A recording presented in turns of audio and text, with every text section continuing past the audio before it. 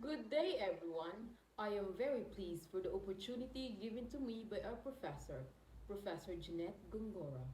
Our topic for today is about the causes of problems in learning English as a second language, as perceived by higher secondary students. The author behind this research is Dr. B. William Dharma Raja and Keith Salve. This study aims to recognize the main causes of learning ESL, and through this study, they are able to pinpoint what the problems are and how are we going to give solutions to the problems. They conducted this research to help the people that are struggling to learn English as second language, for them to have the idea on what to do to learn the target language. The research questions are leading causes of problems in learning ESL, difference in perceptions about causes of problems in learning ESL with regards to sex, locality of school, to optimal subject, habit of reading English newspapers, habit of listening English news.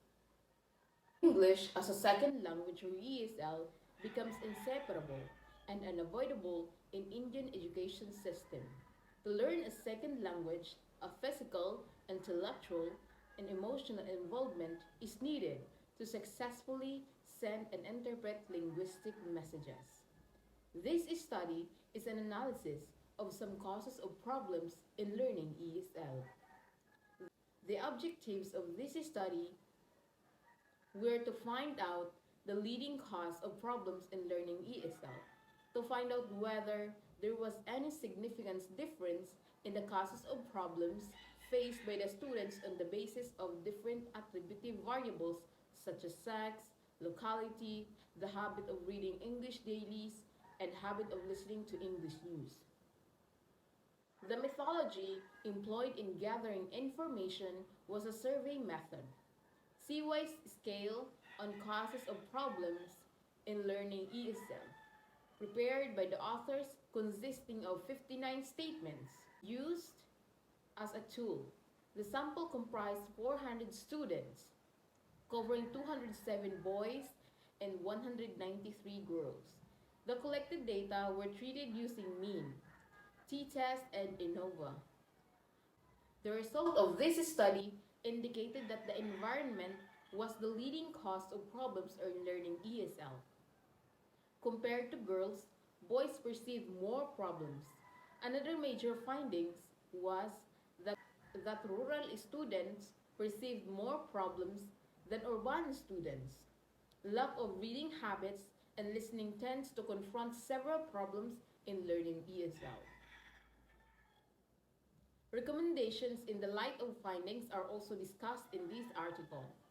Keywords: English as second language perception learning. This research aims at studying various causes for problems in learning a second language. Hence, this study involved data collection through the survey method. The locale of the study is in the state board schools in Thoothukudi district, Tamil Nadu. The population was the students of +1 in the state board schools in Thoothukudi district, Tamil Nadu. From the population of 400 students comprised of 207 boys and 193 girls were selected as sample. Following stratified random sampling technique, the selected sample was from rural and urban areas of Thoothukudi district.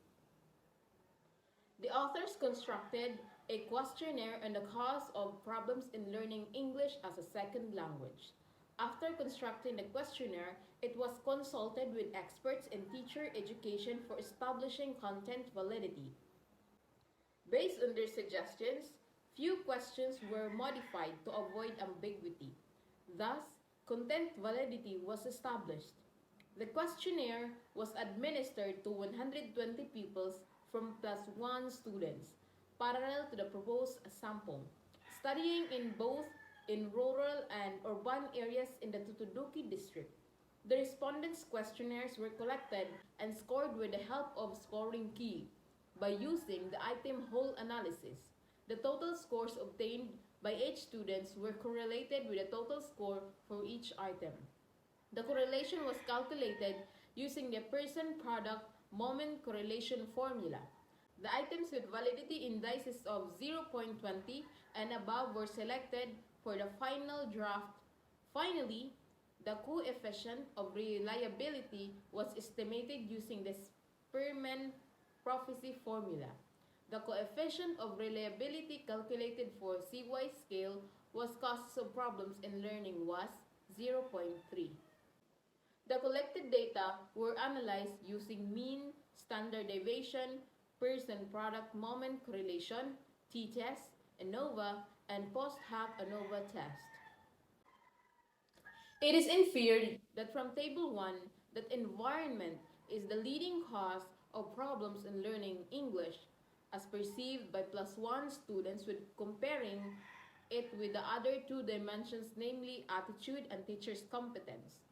The analysis of the difference in perceptions about cause of problems in learning ESL with regards to sex, locality of school, optional subject, and habit of reading English newspapers is evident from the tables 2, 3, 4, and 5.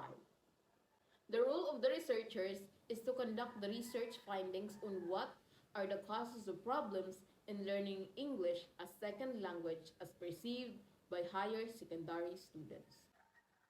The findings: learning English as perceived by +1 students while comparing it with the other two dimensions, namely attitude and teacher's competence. Boys perceived more the environment and attitude as the cause of problems in learning ESL than girls. There is no significant difference in perceiving teacher's competence as the cause of problems.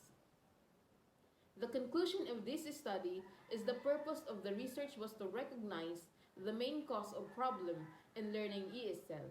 They conducted the research to give the reader a visualization of such problems and how are we going to give justifiable solution to the main problem. At the end of the research, you can see that the main cause of problems in learning ESL are the environment, attitude, teacher's competence, and family background. They play a vital role in learning English as second language. The recommendation of this study is the government should often conduct in-service trainings to train the teachers to use English language in classrooms. They should try to bring reforms in the pattern of examination. Separate marks could also be allotted to test the spoken language of the students. An attempt should also be made to give rewards to the rural students for those who perform well in English examination. Government should facilitate all schools with language laboratory. The government may encourage the management to develop oral skills of the students.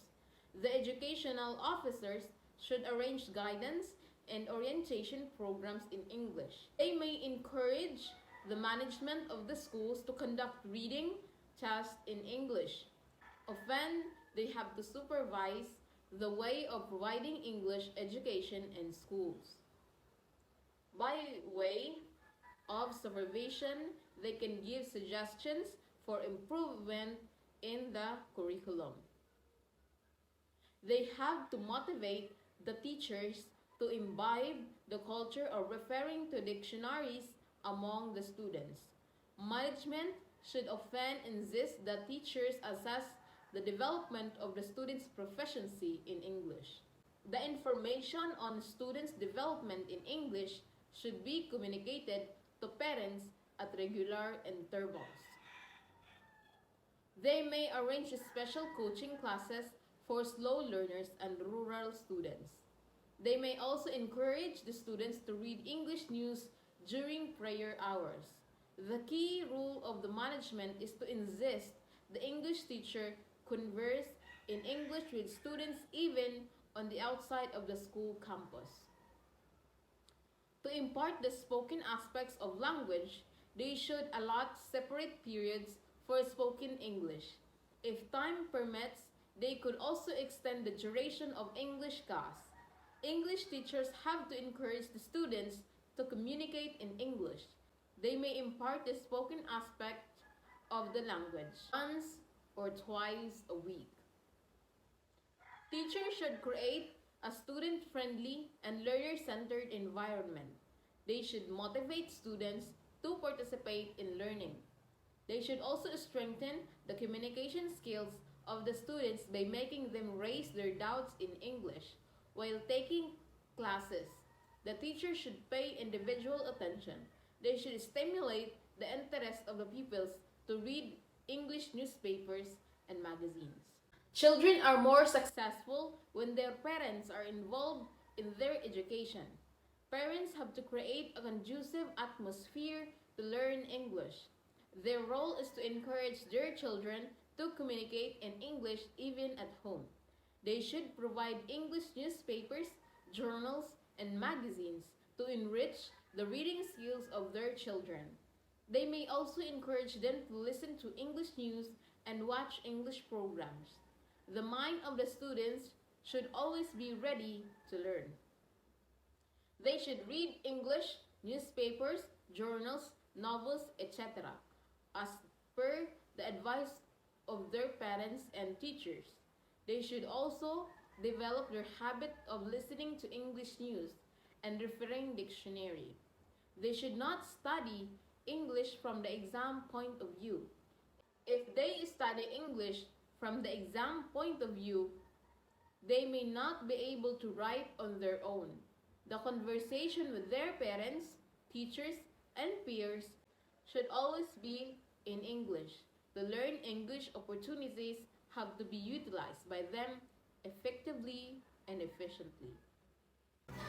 My reflection of this research is as English language learner, I find the research helpful for the students like me who is currently learning an English language as second language. Through this research, I am able to recognize what adjustments I have to make to learn English. This research brought me back to the past 11 years ago, where I was first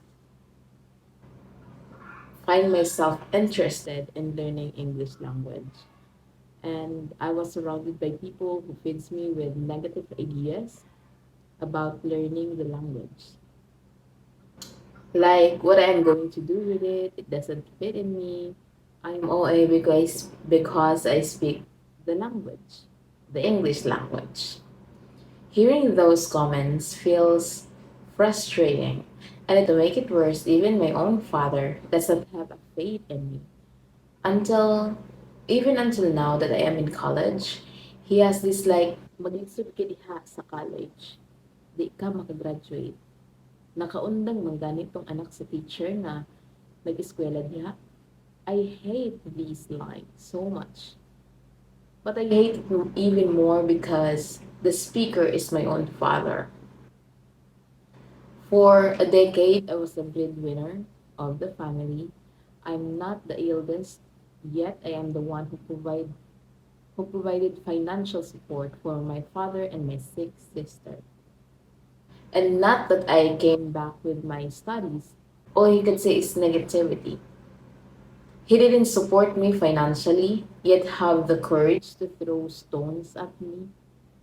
It's very frustrating. It's very frustrating, but it affects me mentally. I feel disappointed, but I use it as a motivation to work hard with my studies, to show him that without his moral support, I am able to survive college.